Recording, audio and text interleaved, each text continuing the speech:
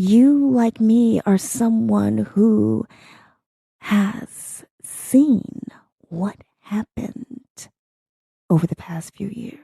My name is the lovely Ray, and I was born and raised in the U.S. I currently have the opportunity to speak with people from all over the world. Regular people just like you. And I'm always fascinated by our cultural differences and similarities. This podcast is voiced in the style of the sultry sounding 1955 weather girl. It is a collection of thoughts inspired by my global conversations and aims to invite you to have those hard conversations out loud and with others. Thanks for stopping by, darlings. I'd love to chat. Welcome back, darlings. Welcome back, darlings.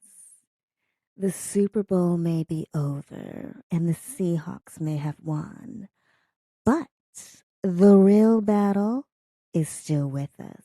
And I have a feeling that it's going to be with us for a little bit longer.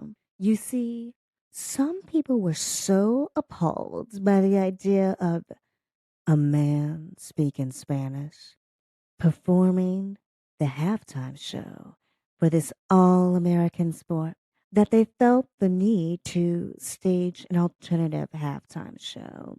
Now, if people were really serious about boycotting the Super Bowl because they felt it was un American to have a Puerto Rican performing for the halftime show, then companies would have pulled their ad and viewers would not have signed up to watch the game. But it seems that in America, your devotion to your favorite sport supersedes everything else. I, for one, think football is a bit barbaric. I mean, come on. Grown men padded up, running towards each other and tackling each other. The sad thing is, the majority of the men who are being used as human trash dummies are men of color. And that is why I have a problem with the game. If you told me the Super Bowl was a bunch of men running around playing flag football, I'd be all for it. But to have brothers on the line, day in and day out, running and risking their lives, suffering concussions, multiple concussions year after year, just for a little green to pay the bills, to keep themselves away from going back to wherever they came from. This I find appalling. Not to mention, a lot of the times, the quarterback is a man who's not a man of color. And so there's just this whole feeling of the white man telling his slaves to go and take another hit for him. Mm.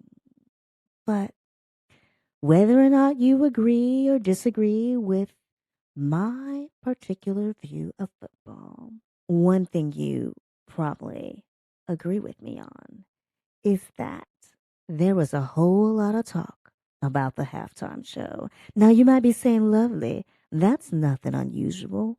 The halftime show is always something worth talking about. But this year, the selection to have Bad Bunny perform had a lot of panties ruffled. Oh my. And so, I found the whole thing to be quite silly. I mean, a lot of people going online saying, "This is America, we speak English." Puerto Rico is a U.S. territory, even though the national language of Puerto Rico is Spanish. The U.S. owns the island. And so, every time someone says, go back to your country, go back to where you came from, J.D. Vance's snide little mark about uh, Puerto Rico being a floating island of trash. These these are words said by someone who is not only heartless but uneducated, or someone who's simply so desperate for attention, so desperate for approval, for a laugh, that they'll say and do just about anything regardless of whether or not they mean it. I'm sure you knew the type in grade school.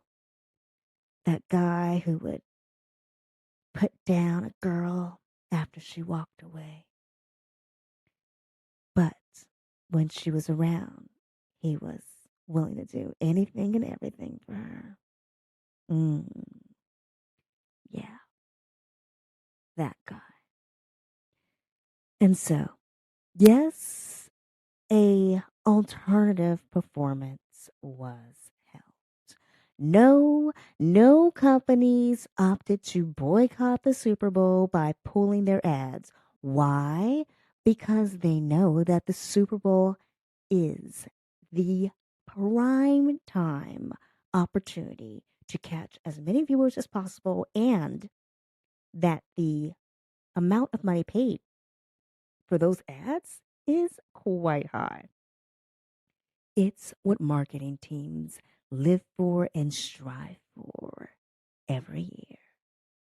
So, what company is going to risk millions of dollars in revenue that could come from placing their ad in the Super Bowl?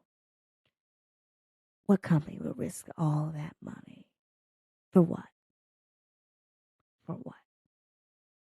Just to have a few people say, yeah, thanks for taking a stand against those Spanish speaking people.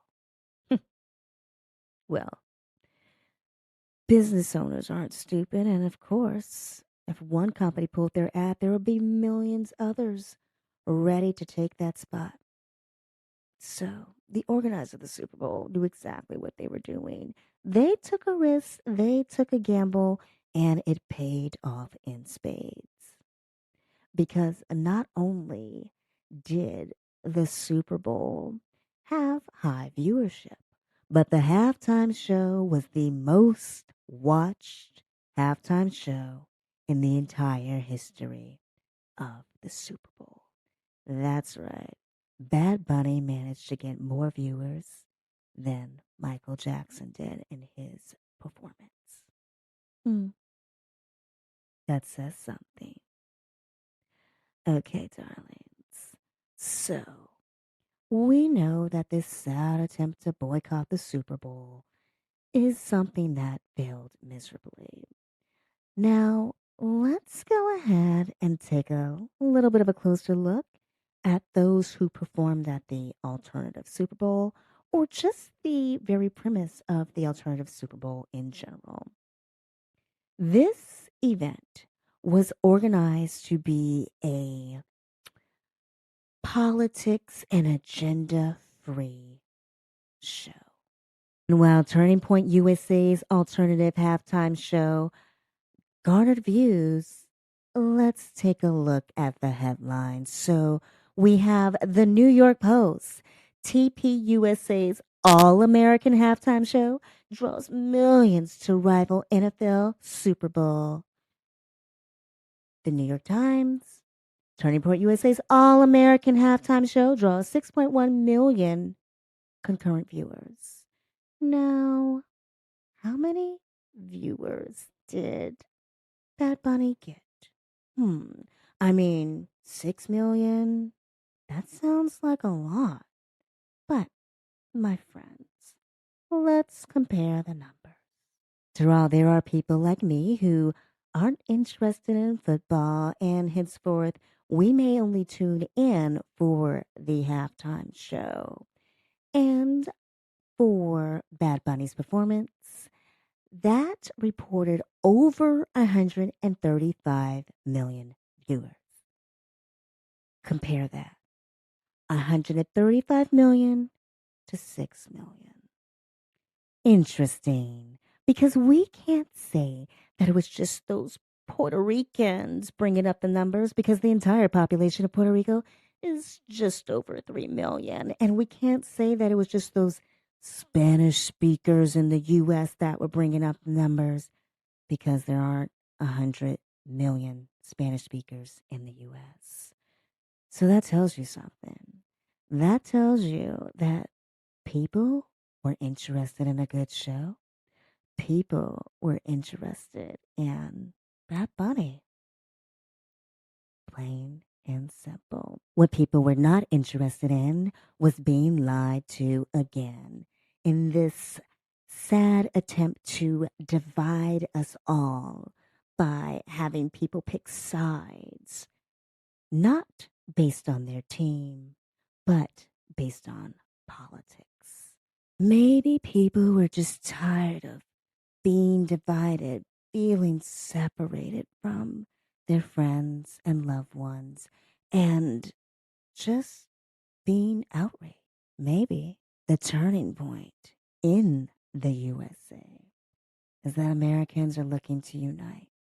And if it's something so simple that unites us as a football game or a halftime show, well, I'm all for it. But the thing I find strange is this event that was supposed to be politics and agenda free spent an awful lot of time with tributes to Charlie Kirk. What the fuck? Yes, a man died. And that in and of itself is a tragedy. But where were the tributes for Congresswoman Melissa Hortman, who was assassinated for also doing her job and standing up for what she believes in the political arena? It seems a lot of people in the ultra conservative political right wing party don't talk much about her. Charlie this, Charlie that. Hey, if you're going to weep over the death of someone who put their heart and soul into trying to help people understand politics and be a part of the political future, then wouldn't Congresswoman Melissa Hortman also deserve some of those tears? Where were the tributes for the two high schoolers that were shot on September 10th at Evergreen High School? Yes, it seems that Charlie Kirk's assassination was the exact same day that a shooting took place at Evergreen High School. And we don't hear much talk about this after all. Two students were shot, and the shooter shot himself. But guess what? Just because this was a high school, just because there was only one fatality, that does not make those lives less valuable, less worth cherishing and talking about. Because you see, had this been a mass shooting at a school, there may have just been a little bit more attention in the press. But alas, this was not on the agenda for tributes at the politics and agenda free alternative halftime show at TP USA. You know, I find that this whole Super Bowl thing has me thinking back to an interview where Rosie O'Donnell was talking about why she moved to Ireland and how she feels that it was the safest move for her and her family. And there was something rather interesting that she said. She said, I think it should be investigated. I think it's rather curious. And mind you, darlings, I am paraphrasing just a bit here, but something to the effect of I think it's rather curious because, you see, Kamala Harris was filling stadiums.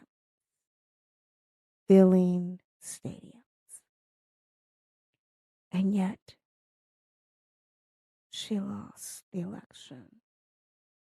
Just something to look into, just something to think about.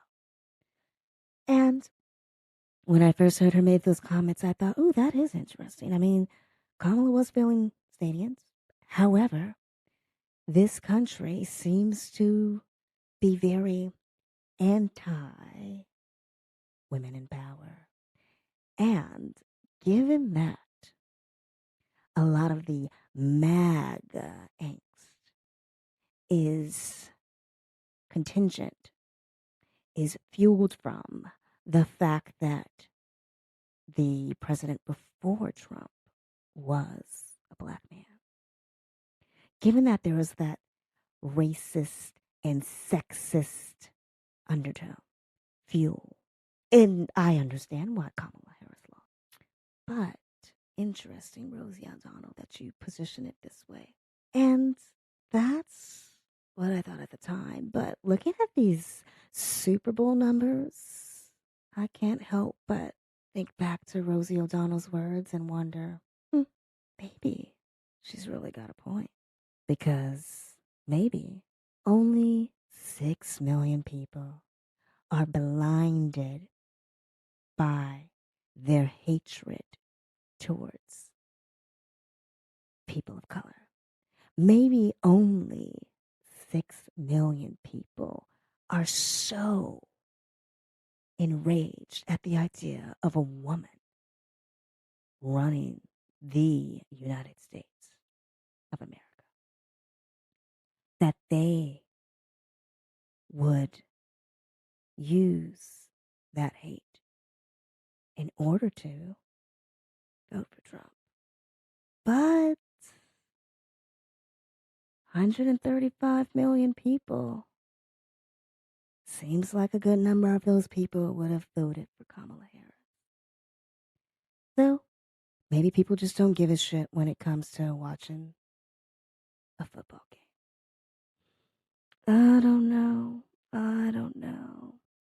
But I do have to say that the very idea of not participating in something you enjoy simply because someone you, I don't know, respect, admire, whatever your feeling is towards Trump, simply because Trump says so, that's a little weird. I mean, if Trump said, leave your family, would people in the MAGA movement do it? And as I'm saying this, I'm thinking, well, actually, aren't people doing this? Aren't people cutting off family members? Or is it more on the left-leaning progressive side where people are saying, nope, can't be around that family member anymore? Maybe it's those lefties doing all the cutting off. I don't know. But what I do know is there is a wonderful website called Leaving MAGA Community. And I don't know about you, but the more outrageous things that I see in the news about the MAGA community, Trump said this, Trump's doing that, and the people who still support him. I voted for him because I thought he'd give me cheaper medication. I voted for him because I thought he would allow for fertility treatments to be covered by insurance. I voted for him because I like that he is anti transgender treatment for youth. I voted for him because I thought he was best for big business. I voted for him because I thought he cut my taxes. I voted for him because he promised me this, that, and the other thing. The people who look at their bank accounts and realize they're still not richer. The people who hear that the president is spending millions of dollars to renovate a ballroom that did not need renovation, but oh, we should all be okay with it because it's not costing taxpayer money. The people who think it's great that he went after the president of Venezuela. Meanwhile, he's also sending troops into U.S. cities and using the National Guard to attack U.S. citizens as if they are all criminals.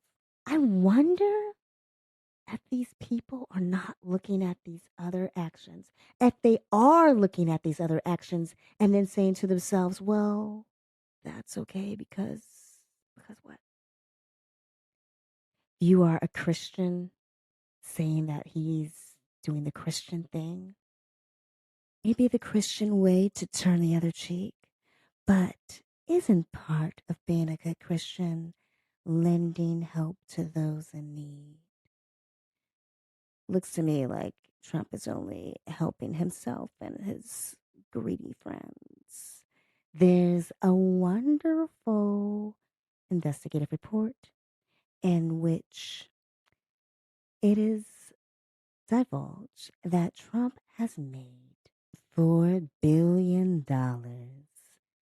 during his presidency. Some estimates up to 4 billion. So that is using his title as president to make money. Not after he's left the White House, mind you.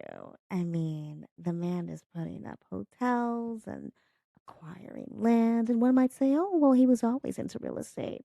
But his son in law, who has zero finance experience, is also using the title of the president in order to try to make deals and get investments from foreign leaders. All very shady, in my opinion. But this isn't really about my opinion.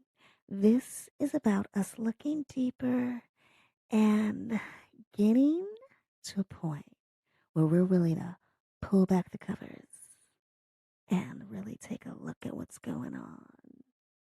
And so, my darlings, if you are finding that someone you love is just unwilling to take a look at things, just to question things just a little. And I'm not saying that everything Trump has done is bad or wrong. I mean, that would be like saying that every human can either be all good or all bad. But I think it's important that we don't deceive ourselves. And so if you know someone who is refusing to acknowledge that the alternative halftime show was a bad idea and that Bad Bunny is a fucking amazing performer, then you, my friend, may know someone who's in a cult.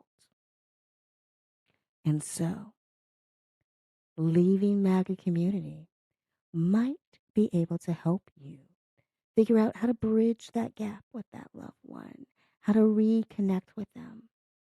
Because, honestly, the only way the insanity ends is if we all keep talking about it, keep working together, and remember that hiding in a bubble won't make the problem go away, especially if the house is on fire around your bubble. Mm. Yes, darlings. Well, I will put a little link to Lady MAGA Community in the show notes. And until next time, it's been lovely to chat.